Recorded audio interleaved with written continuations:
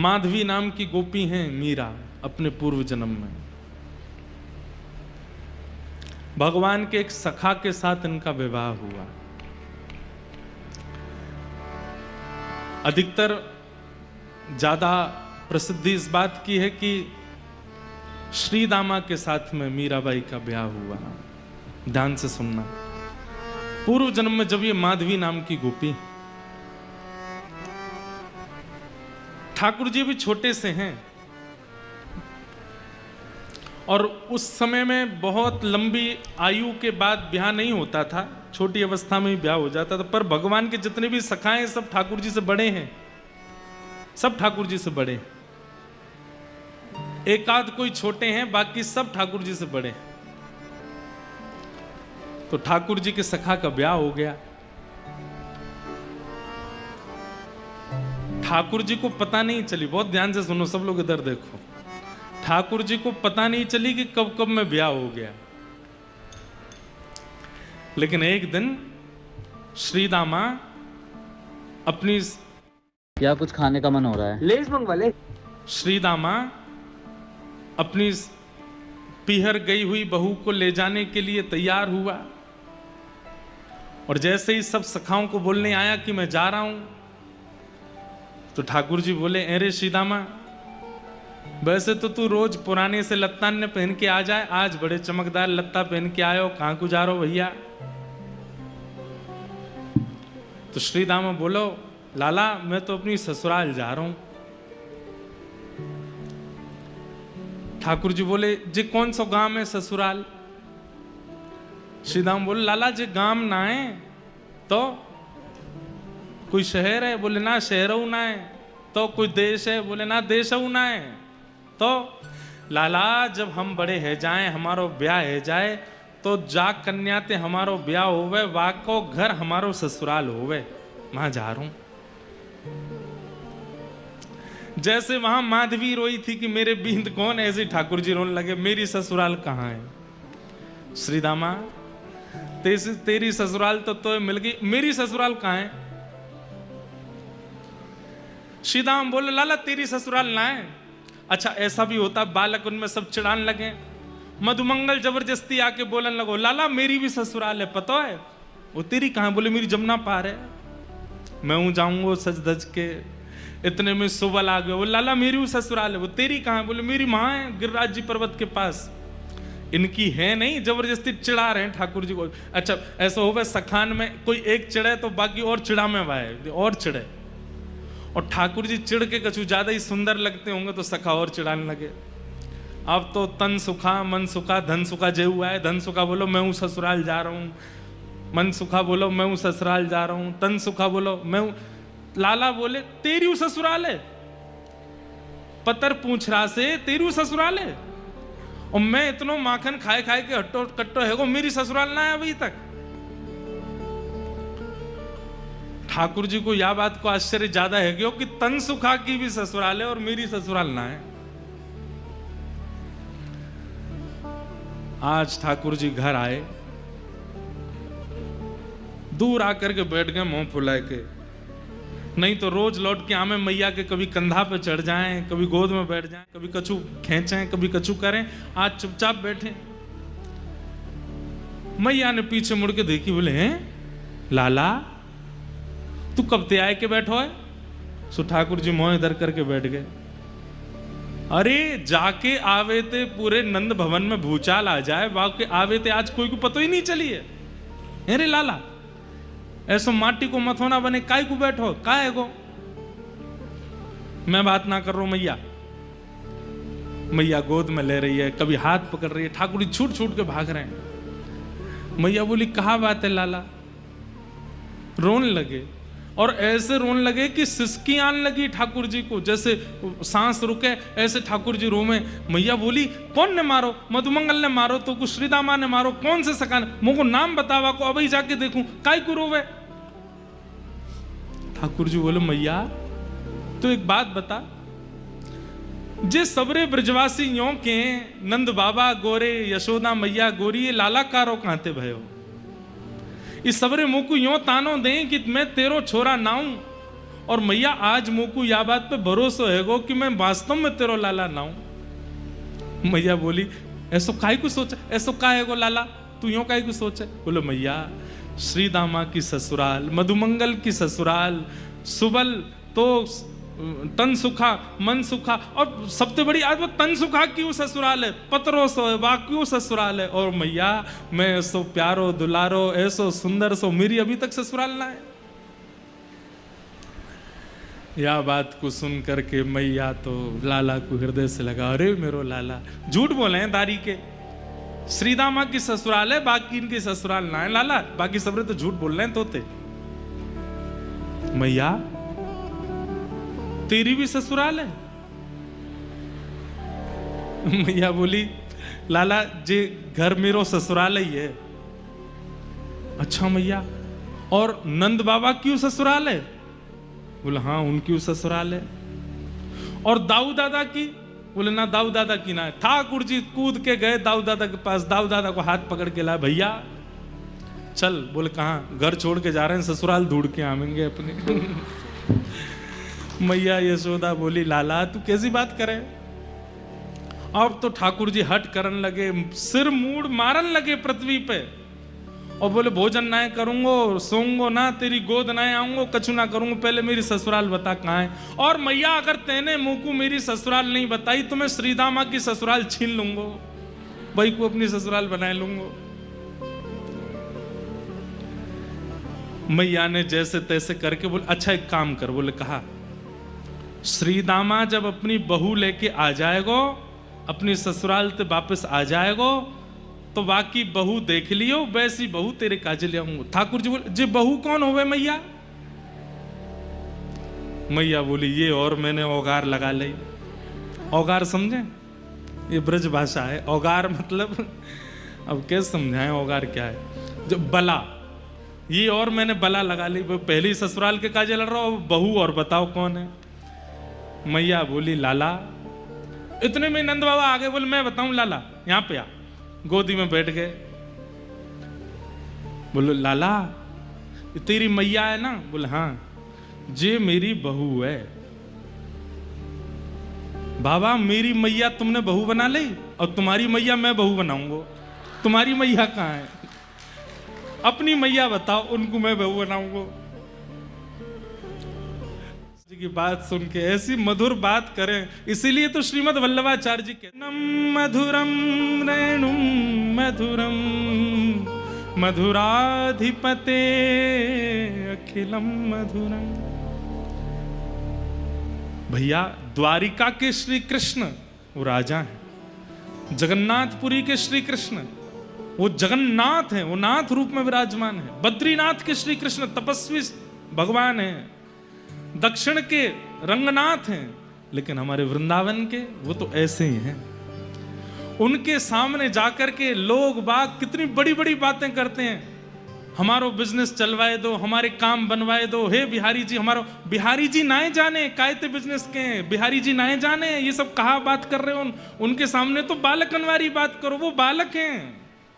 वृंदावन के श्री कृष्ण तो मधुर कृष्ण हैं, उनके सामने जाकर के सारे संसार के प्रपंचों की चर्चा मत करो।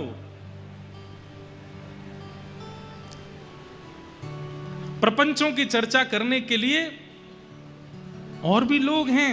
वृंदावन श्री कृष्ण के पास जाके तो जैसे एक छोटे बालक, अभी कोई आपके रिश्तेदार का छोटा बालक आ जाता है, उसको आकर के आप ये बोलते हो क्या आजकल तो भैया हमारा मुनाफा नहीं चल रहा है, बढ़िया प्रॉफिट। का बालक बोलेगा ये क्या होता है, ये आप क्या कह रहे हैं। बेटा आजकल शेयर मार्केट बहुत गिर गई है, सोने का दाम इतना हो गया है, चांदी का इतना बढ़ गया है। मम्मी के पास, मम्मी चलो यहाँ से, ये तो अंकल कैसी बात करते। ऐसे ही ठाकुर जी हैं। वृंदावन के श्री कृष्ण लाला हैं। वृंदावन के श्री कृष्ण लाला से लेकर के रास बिहारी तक ही रहते हैं, उसके आगे की लीला श्री कृष्ण वृंदावन में नहीं करते। तो इसी मध्य में ही हमको लीला में प्रवेश करके वृंदावन जाना चाहिए। हम इन्हीं लीलाओं का चिंतन करते हुए जाएं। कैसे बनता है व्यापार, कैसे चलता है परिवार, व्यवस्थित कैसे होता है, ये वृंदावन श्री कृष्ण को नहीं पता। अब बात वो है भैया, जानते तो वो सब हैं, लेकिन हमें नहीं बोलना है, वो लाला है।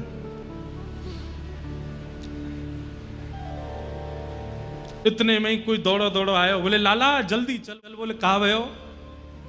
श्री दामा ससुराल ते आएगो, बहू लेके आयो है। ठाकुर जी तुरंत दौड़े, मेरी पीताम्बरी कहाँ है, मेरी कारी कमरी कहाँ है, जल्दी लाओ पहन के। मैया बोली लाला कहा करेगो बहू को? बोले मैया मक्खन जैसा होतो को खावे को खाऊंगो। लाला बहू खावे की चीज ना है, बहू तो देखवे की है, और फिर तेरा ब्याह हो जाएगा ना, फिर तू सब समझ में आ जाएगी। ठाकुर जी दौड़ करके गए, यहाँ श्री दामा अपनी बहू लेके, माधवी लेके आयो है।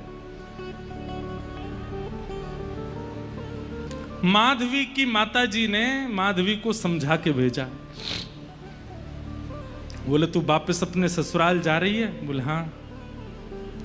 सब चीज को ध्यान रखियो लाली, सास की बात मानियो, ससुर की सुनियो, पति की यूं करियो, आदि आदि सब बातें कहीं। और बोली तू एक बात तो गांठ बांध के जा। बोले कहा? बोले तेरे जो पति हैं श्रीदामा, इनको एक सखा है, वाको नाम है कन्हैया। बोले हाँ। चाहे कछु है जाए, जीवन भर तो को घूंघट में ही बूढ़ो है नो पड़ जाए, घूंघट में ही रही आइयो, लेकिन वाकू अपनो मुख मत दिखाइयो। क्यों मैया? अरे मैंने ऐसी सुनी है कि वृंदावन में वो कन्हैया नेक्सो वो जाको मुख देख ले या जाको अपनो मुख दिखाई दे, वाको पातिव्रत धर्म आदि सब नष्ट हो जाए, वो वही को है कि रह जाए। माधवी ने तो तभी घूंघट कर लियो, और घूंघट करके गांठ बांध दी। बोले मैया मैं सौगंध खा के कह रही हूं, मुख नहीं दिखाऊंगी। बंधुओं एक बात बोलें, माताओं का बहुत बड़ा रोल होता है अपनी बेटी के ससुराल को सुरक्षित करने का। बेटी के मतलब बेटी की मां का, उसकी कैसी शिक्षाएं बेटी लेती है और अपने ससुराल में जाकर के कैसा व्यवहार करती है, इस पर मां को बहुत ध्यान देना चाहिए।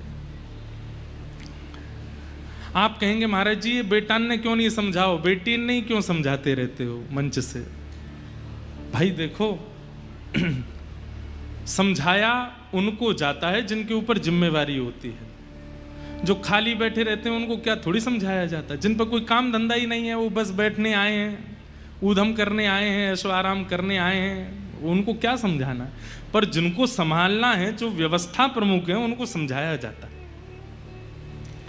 माताओं के ऊपर बहुत बड़ा दायित्व है, इसलिए उनको समझाते हैं, समझाया। लेकिन ऐसी शिक्षा नहीं देनी चाहिए जैसी माधवी की मां ने दी है। उनसे मत बोलना, उनके प्रति ऐसा व्यवहार रखना, वो कुछ भी कहें तुम ये करना, ऐसा ये सब नहीं है, तुम ये करना, ऐसा ये सब नहीं है। अनाचार अत्याचार किसी को सहना नहीं चाहिए। अगर ससुराल में अनाचार अत्याचार होता है तो उसके प्रति आपको कदम उठाना चाहिए।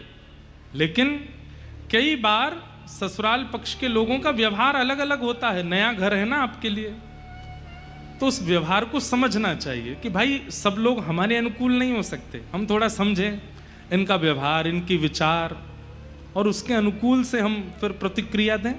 हाँ, वो विचार अत्याचार में अगर परिवर्तित हो जाए तो फिर कदम उठाना भी चाहिए। लेकिन केवल आपके विपरीत स्वभाव वाला है और आप उसी से ही उखड़े उखड़े रहोगे तो फिर कैसे गृहस्थ आश्रम चले?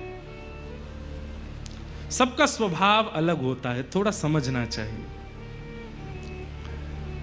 माधवी को समझाया कि तू कन्हैया को मुख मत दिखाना। माधवी ने गांठ बांध ली, बोले कि कोई बात नहीं मैया, अब तुम यही देखना। निकल पड़ी अपने ससुराल की ओर। यहां बीच रास्ते में ठाकुर जी आ गए और ठाकुर जी ने आके कही, अरे सीदामा आए गए हो? बोले हाँ। कैसी लगी ससुराल? बोले लाला जब मिलेगी तो को तो पता चलेगी कितना सुख मिले ससुराल जावे में। ससुराल जाने में इतना अच्छा क्यों लगता है लोगों को? अभी तो ब्याह के बाद ही पता चलेगी, लेकिन फिर भी मन में भाव आता है कि सबको ससुराल, भले ही 4-5 दिन नहीं नहाता होगा, लेकिन जिस दिन ससुराल जाना होगा उस दिन जरूर स्नान करता है, नए वाले कपड़े पहनता है, बढ़िया सुंदर जो है दाढ़ी वाड़ी बना लेता है कि ससुराल जाना है। क्यों? घर में क्यों नहीं रहते ऐसे? क्योंकि ससुराल में मान मिलता है और मान व्यक्ति को प्रिय होता है। बहुत बड़ी बात है। मान जहां भी मिलेगा व्यक्ति को वो अच्छा ही लगेगा, और जहां मान नहीं मिलता हो वहां जाने की किसी के घर में कोई मान नहीं करता, सम्मान नहीं करता, इसलिए घर में मन नहीं लगता लोगों का। लेकिन वही मान सम्मान प्रेम घर में होने लग जाए तो घर से कौन जाए?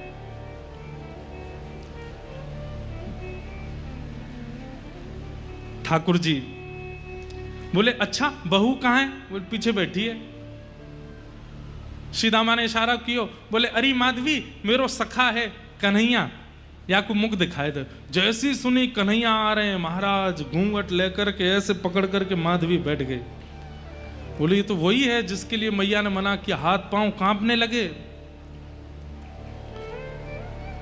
जिनका मुख देख करके सारी पीड़ाएं दूर हो जाती हैं, सारे कंटक दूर हो जाते हैं, वो सामने खड़े हैं और माधवी अपना मुंह बंद करके घूंघट करके आंख बंद करके खड़ी है। नंद जी को छैया, बलभद्र जी को भैया लाल, या को मुख देखे ते कटत यम फंद। जिसका मुख देखने से यमराज के फंदे कट जाते हैं, उसके मुख को देख रही है अपना।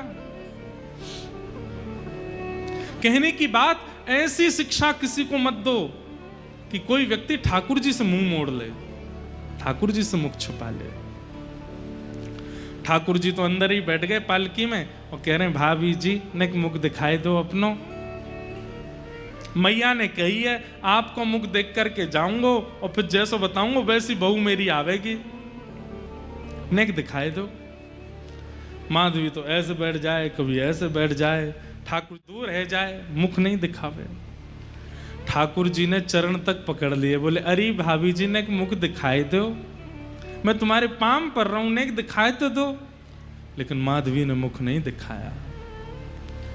नन्हे से गोपाल जी को क्रोध आ गया। बोले बड़ो गुमान करके बैठी है अपने मोहड़े को, तेने मुंह को मुख नहीं दिखायो ना, आज इतनी याचना करने पर भी मुख नहीं दिखायो। मैं तो को वचन दे के जा रहा हूं, एक नहीं दो दो जन्मन तक याचना करेगी तब भी मेरो मुख नहीं दिखेगा तो को, और युगन तक प्रतीक्षा करेगी तब भी मेरो मुख दिखेगा नहीं तो को। बड़े बड़े कष्ट सहने पड़ेंगे, बड़ो श्रम करना पड़ेगा तब जाकर के मेरो मुख दिखेगा तो को। माधवी बोल पड़ी, मैं क्यों तड़पूंगी तुम्हारे मुख देखवे को? मोह तड़पे की आवश्यकता नहीं है, चले जाओ, कभी मुख मत दिखाइयो अपनो। ठाकुर जी बोले ये तो समय बताएगा, और ऐसा कहकर के ठाकुर जी चले गए। माधवी को तो लगी आज जैसे जान बची हो, लेकिन कौन जानता था कि वो किस भाव से वंचित हो रही है। लौट करके माधवी जब अपने ससुराल पहुंची, रहने लगी वहां पर। अब तो स्थिति ऐसी है कि गोपियों के साथ यमुना जल भरने जाती है तो गोपियां कृष्ण की बात करती हैं, लौट करके घर आती है तो सास ननद कृष्ण की बात करते हैं। रात्रि में कहीं घूमने जाती है, बैठती है सखियों के बीच में तो वहां भी कृष्ण की बात करते हैं। अरे तेने देखी नंद को लाला आज कहां पहन के डोल रहा हो? अरे तेने देखी नंद के कन्हैया ने वावारी गोपी के यहां आज ऐसे ऐसे लीला करी। माधवी कहती है तुम पे और कोई बात नहीं है, तुम्हारे अपने पति हैं, तुम्हारे अपने बाल बच्चे हैं, वो नंद जी के लाला पर पुरुष की ओर ऐसी कुदृष्टि क्यों रखती हो? सब गोपी घेर करके कहती हैं हेरी माधवी तेने अभी तक देखो ना है, दिखे नंद को लाला? दूसरी गोपी बोली हम बे, जैसे वो सामने थे आमे जे घूंघट कर ले लंबो और देखे ही ना उनकी ओर। माधवी बोली देखा नहीं है और देखूंगी भी नहीं, और ना मुझे आवश्यकता है। आहा, सब गोपी कहने लगी अरे माधवी कैसा लगे कन्हैया को देख के पता है?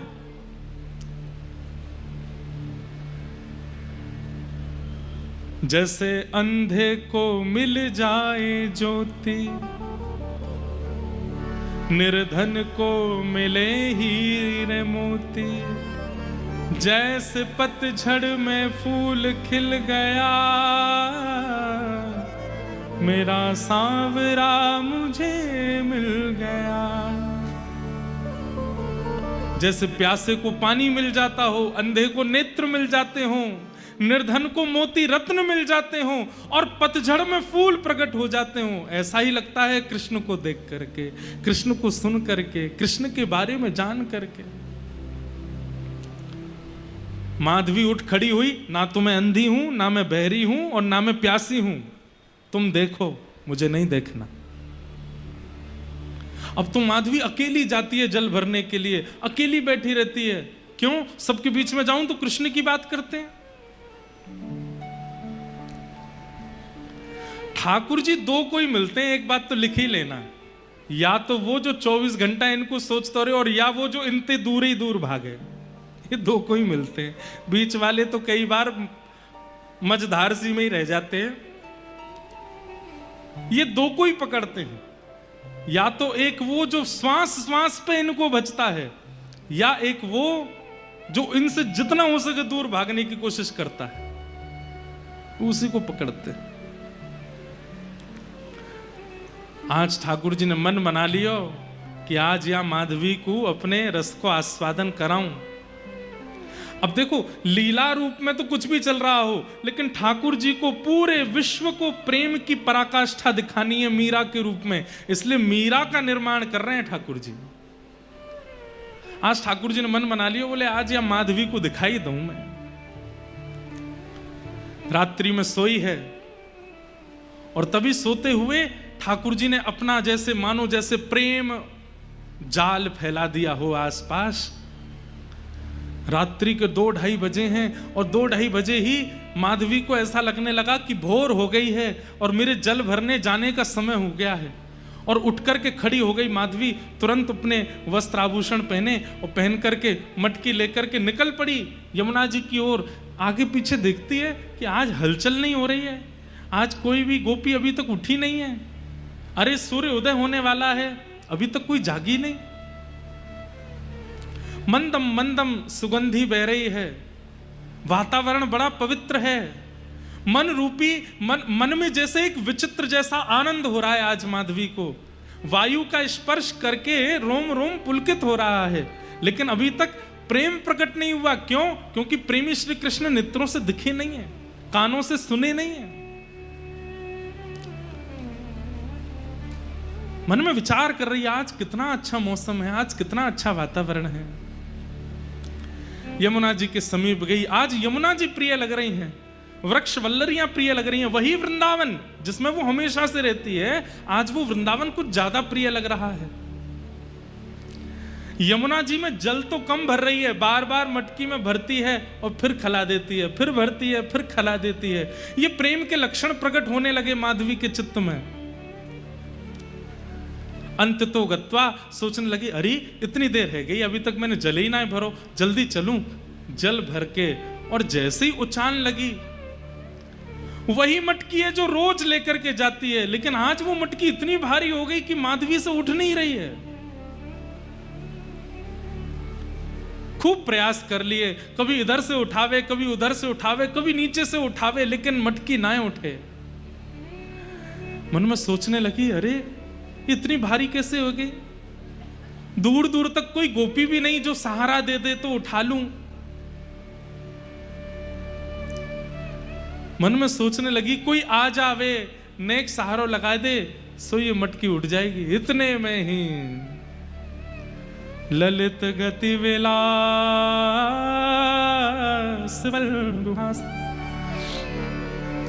प्रणय निरीक्षण कल्पितो रुमान कृतमनुकृतवत्य उन्मदान्ध प्रकृति मगन किलयस्य गोपबद्ध। पीतांबरी पहने, मधुर चाल, छम छम छम छम छम स्वर लहरियां सुनाई दे रही हैं। आज ये स्वर माधवी के कानों को जैसे मानो अति सुख दे रहे हों। माधवी कह रही है अरे कोई तो आ रही है, कोई गोपी तो आ रही है। तो दूर से माधवी कहने लगी हाँ जल्दी आ, अरे जल्दी आ बहन, अरे नेक मेरी मटकी उचाए दे।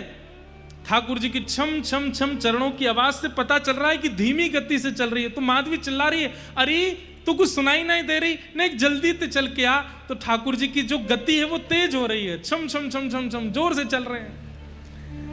माधवी को सुनाई देता हाँ बस आवे वारी है, आवे वारी है, आवे वारी है, आ गई होगी।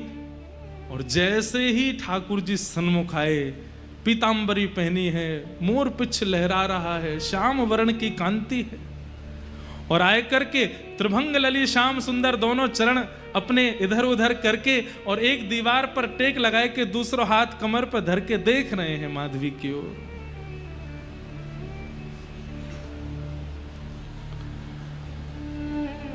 मीराबाई कहती हैं जब मीरा के रूप में उनको माधवी का चिंतन हुआ तब मीराबाई ने ये पद गाया,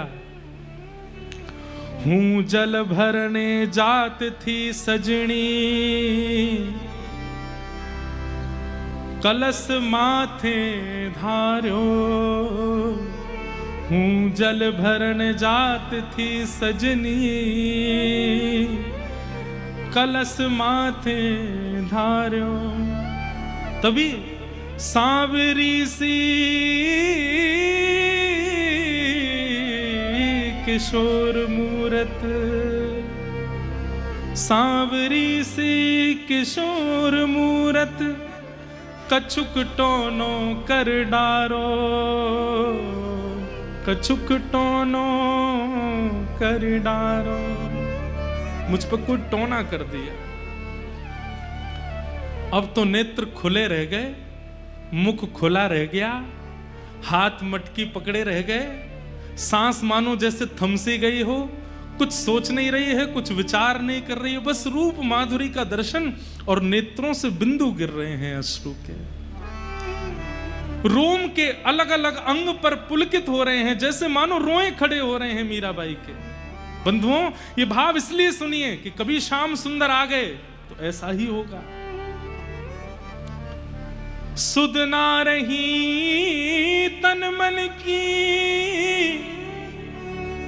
सब बिसर गयो बारो, कछुक टोनो कर डारो।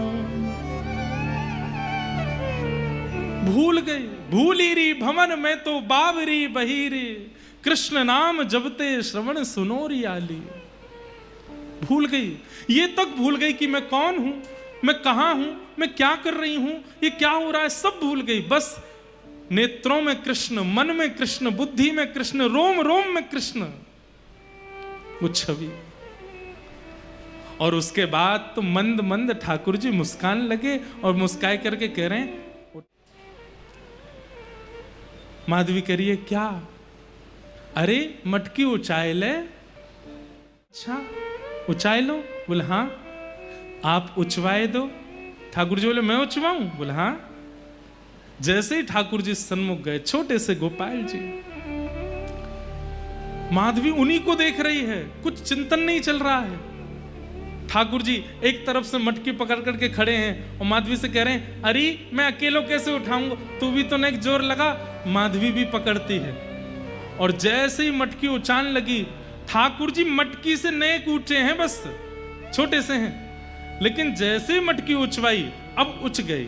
जैसे मीरा ने उठाई है, माधवी ने उठाई है, और जैसे उठाती जा रही है उतने ही बड़े श्याम सुंदर होते जा रहे हैं और बिल्कुल माधवी के सामने आ गए और आए करके मटकी उचाए करके वाके सिर पर धर दी है।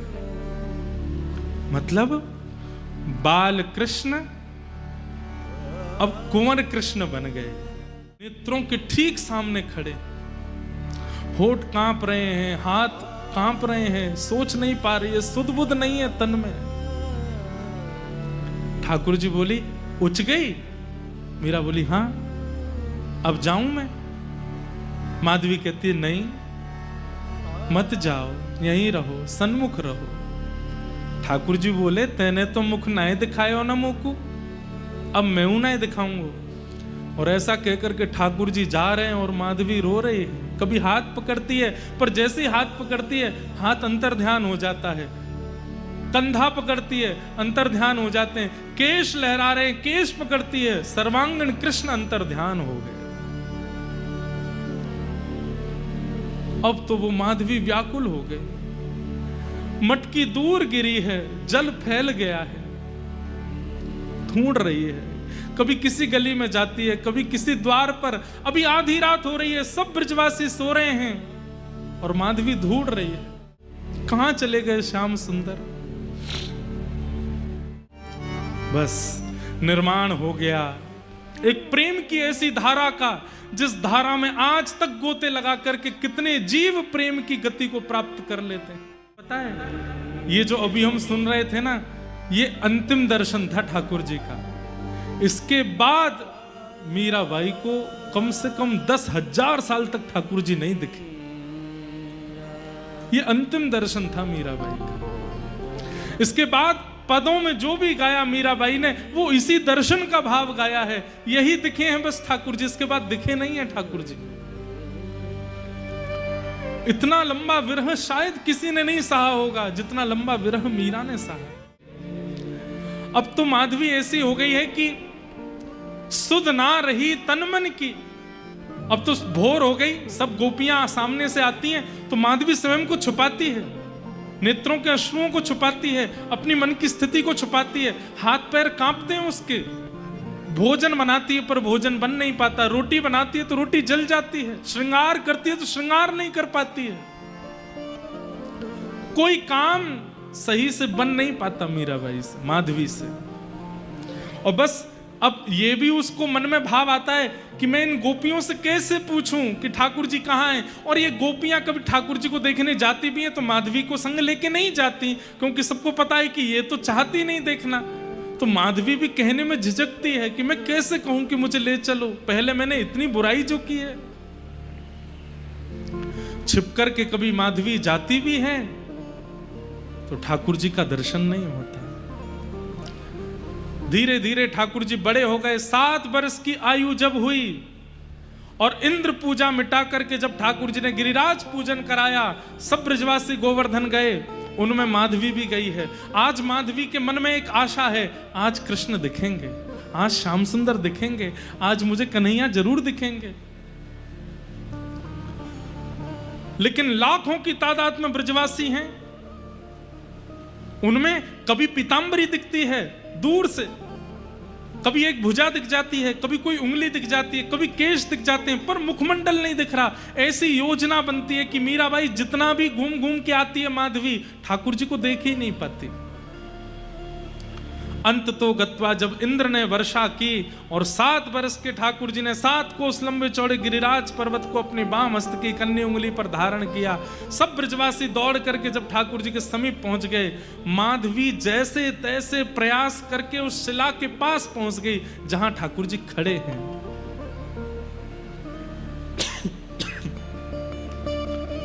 और जैसे ही उस शिला के पास पहुंच करके नेत्र खोल करके देखा है,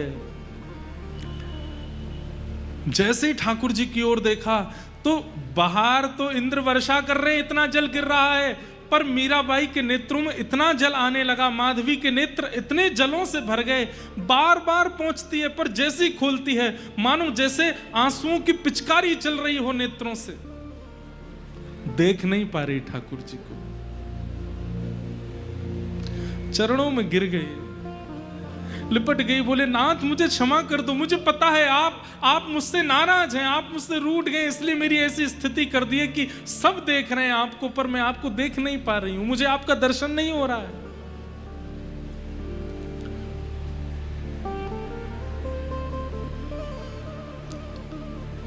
ठाकुर जी बोले माधवी, अब तो तोको मेरे दर्शन के काजे प्रतीक्षा करनी पड़ेगी। और कितनी प्रतीक्षा करूं?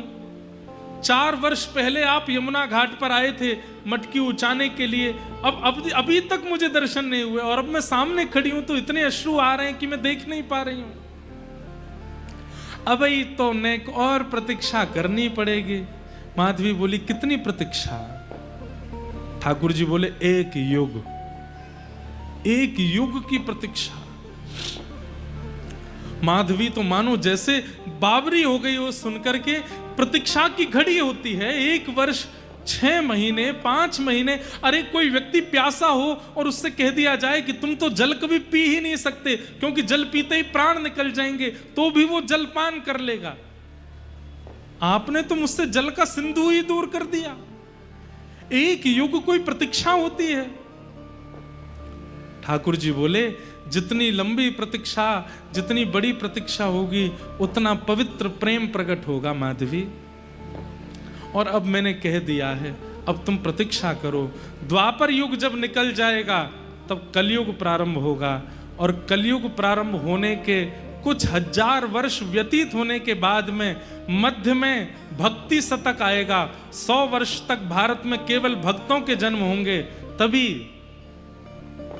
मेड़ता में तुम्हारा जन्म होगा और तुम मेरी परम भक्ता बनकर के वहां आओगी, और वहां आकर के तुम बचपन से ही मेरी स्थिति में रहोगी। तभी एक संत तुम्हारे गांव में आएंगे, उनके सेवा के ठाकुर जी के रूप में मैं ही आऊंगा, और उन संत से तुम मुझे मांग लोगी। मुझे देखते ही तुम्हें अपने पूर्व जन्म यानी कि इस जन्म की सारी यादें ताजा हो जाएंगी, और तुम मेरे को प्राप्त करके फिर मेरे साथ रहोगे। भक्ति काल कलयुग में आकर के जब तुम मेरा रूप, मेरी भक्ति का रूप धारण करोगी, प्रेम का प्रचार करोगी, तुम्हारे प्रेम सरोवर में डुबकी लगा करके असंख्य लोग मेरे प्रेम भाव को प्राप्त करेंगे। इसलिए तुम्हारा प्रतीक्षा करना आवश्यक है। अब जाओ प्रतीक्षा करो। इतना बड़ा विरह तो भगवान ने किसी को नहीं दिया है जितना बड़ा विरह माधवी को दिया है। गोवर्धन पूजा के बाद माधवी कहां गई किसी को नहीं पता, और उसके बाद हजारों वर्ष व्यतीत हो गए, कलयुग प्रारंभ हो गया।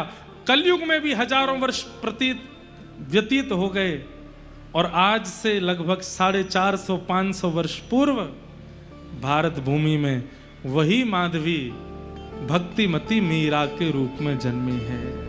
बोलो भक्त वत्सल भगवान की।